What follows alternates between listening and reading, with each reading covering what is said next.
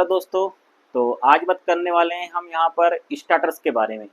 जो हमारी DC Motors होती है, सीरीज मोटर होती है, शंट मोटर होती है, कंपाउंड मोटर होती है, इनकी जो करंट होती है, जो स्टार्टिंग करंट होती है, उस स्टार्टिंग करंट को सीमित करने के लिए या एक नियत मान पर स्थिर करने के लिए हम स्टार्टर का प्रयोग करते हैं। ठीक है। आर्मेचर के सीरीज में हम लगाते हैं कोई सा भी एक प्रतिरोध, उसको हम कहते हैं स्टार्टर। तो आज हम बात करने वाले हैं 3 स्टार्टर के बारे में जो मुख्य रूप से एग्जाम में पूछे जाते हैं। पहला आपको चित्र दिख रहा है 2 पॉइंट स्टार्टर है, दूसरा चित्र है 3 पॉइंट स्टार्टर और चौथा या तीसरा जो चित्र है वो है कौन सा हमारा 4 पॉइंट स्टार्टर। तो ये 3 चित्र आपको डायग्राम दिख रहे हैं। सबसे पहले हम बात करते हैं इस 2 पॉइंट स्टार्टर के बारे में। ये कहाँ कैसे कब प्रयोग किया जाता है। ठीक है, चलिए आइए जानते हैं।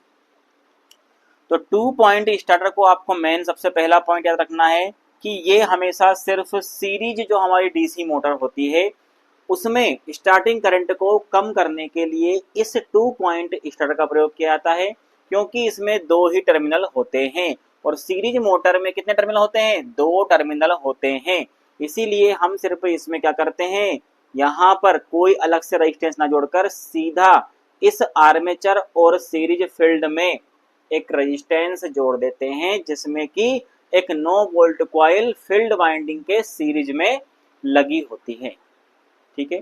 तो पहला पॉइंट हमें ध्यान रखना है कि जो हमारा 2 पॉइंट स्टार्टर है वो डीसी सीरीज मोटर में स्टार्टिंग करंट को कंट्रोल करने के लिए उसका उपयोग करते हैं। दूसरा याद रखना, इसमें किसी प्रकार की ओवरलोड कॉइल नहीं होती, ओवरलोड रिले नहीं होती है। इसमें एक एनवीसी होती है जो कि नर्म लोहे पर होती है, सुपर इनेमल तार होता है।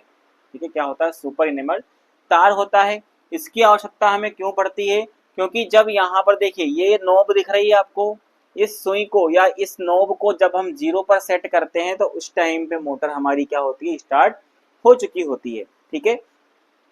धीरे धीरे हम प्रतिरोध को यहाँ पर क्या करते जाते हैं, बढ़ाते जाते हैं या कम करते हैं, जो भी कंडीशन हमारे सामने आती है। इस पूरा ही प्रतिरोध क्या होता है, इस समय इस मोटर में लगा होता है। ठीक है, पूरा ही प्रतिरोध क्या होता है, लगा होता है। लेकिन जैसे जैसे हम प्रतिरोध को कम करते जाते हैं, एक कंडीशन ऐसी आती है कि ये जो हमारा नॉब है वो कहाँ पहुंच जाता है, वो यहाँ पहुंच जाता है। और इस पर लगा हुआ ये जो आपको दिख रहा है ये सॉफ्ट आयरन है। ये जो कॉइल है ये मैग्नेटिक फील्ड के कारण इस नोब को अपनी ओर चिपकाए रखती है, अपनी ओर पकड़े रखती है। तो बस आपको ये ध्यान रखना है कि एनवीसी का 9 वोल्ट कॉइल का मतलब ये होता है कि ये जो हमारा जो नोब है इसको ये अपनी तरफ ऑन स्थिति में जकड़े रहती है, और जब सप्लाई जाती है तो भी मोटर हमारी सप्लाई आने पर दोबारा चालू ना रहे, जिससे ये चुंबकीय क्षेत्र जब मोटर बंद होती है तो चुंबकीय क्षेत्र खत्म हो जाता है और नोब वापस कहाँ पहुंच जाती है, अपनी ऑफ पोजीशन में पहुंच जाती है, जिससे लाइट आने पर या सप्लाई चालू होने पर दोबारा मोटर चालू ना हो पाए। ठीक है।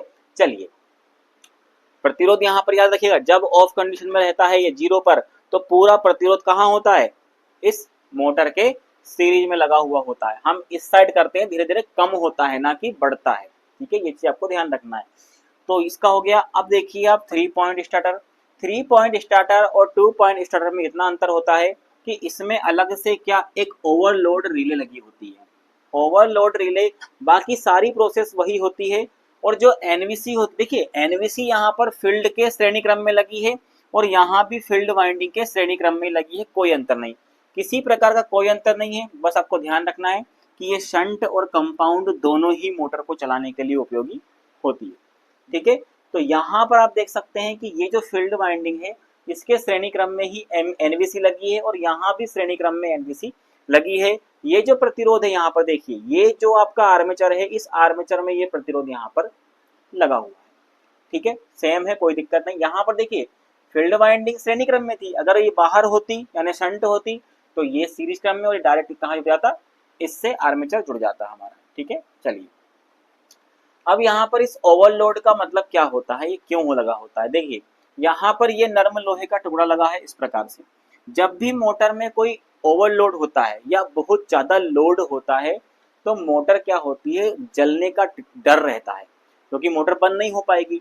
इसमें क्या कंडीशन होगी, अगर मोटर ओवरलोड होती है वैसे तो इसमें ओवरलोड की कंडीशन होती नहीं है, क्योंकि सीरीज मोटर जैसे जैसे आप लोड बढ़ाते जाओगे ना तो उसका टॉर्क भी बढ़ता जाता है, तो ओवरलोड की संभावना इसमें कम ही रहती है। लेकिन शंट और कंपाउंड में ओवरलोड की संभावना बहुत ज़्यादा होती है, इसीलिए इसमें एक ओवरलोड रिले लगी होती है। जब भी मोटर ओवरलोड होती है तो इसमें भी एक मैग्नेटिक फील्ड बनता है और इसमें भी मैग्नेटिक फील्ड बनता है। ये मैग्नेटिक फील्ड बहुत ज़्यादा मात्रा में बनने लगता है, क्योंकि ये कहाँ जुड़ा है, देखिए फील्ड फ्लक्स से जुड़ा है। तो फील्ड फ्लक्स बढ़ता है तो यहाँ पे इस कॉइल का फ्लक्स भी बढ़ जाता है, और ये जो नॉब दिख रही है आपको, ये नर्म लोहे की है, ये इसको अपनी ओर आकर्षित करती है। आकर्षित करने के कारण क्या होता है कि ये जो दोनों पॉइंट होते हैं इस एनवीसी के, ये शॉर्ट हो जाते हैं।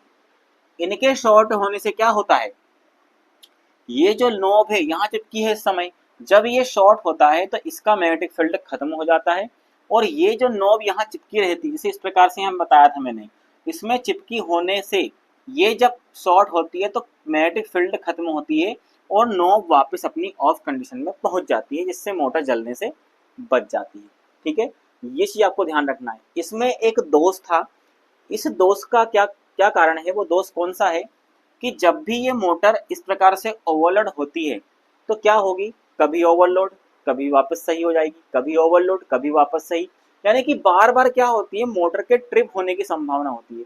तो बार बार मोटर के ट्रिप होने से क्या होता है कि यहाँ पर देखिए आप, यहाँ पे फील्ड का रजिस्टेंस बहुत ज्यादा बढ़ गया है, क्योंकि यहाँ पर देखिए इसका रजिस्टेंस तो था ही था शंट फील्ड का, साथ में इस एनवीसी का प्रतिरोध भी इसमें जुड़ गया, साथ में आप देखिए यहाँ पर इसका रजिस्टेंस भी जुड़ गया। तो कुल मिलाकर के फील्ड का रजिस्टेंस बहुत अधिक हो रहा है, जिससे यहाँ पे बार बार मोटर को ट्रिप होना पड़ रहा है। ठीक है, तो इसी दोष को समाप्त करने के लिए हम 4 पॉइंट स्टार्टर लेकर के आए, जिसमें हमने सिर्फ कुछ भी अंतर नहीं है, हमने सिर्फ क्या किया है, जो फील्ड वाला जो हमारा फ्लक्स था या फील्ड वाइंडिंग थी उसको हमने एनवीसी, देखिए इसमें जो है सीरीज क्रम में है, लेकिन इसमें हमने फील्ड वाइंडिंग को एनवीसी के श्रेणी क्रम में नहीं रखा है, यानी कि उसके प्रतिरोध को हमने यहाँ पर कम कर दिया है। लेकिन एक समस्या यहाँ पर यह आती कि यदि हम इसको नहीं जोड़ेंगे तो मोटर हमारी जल सकती है, हमारी एनवीसी जल सकती है।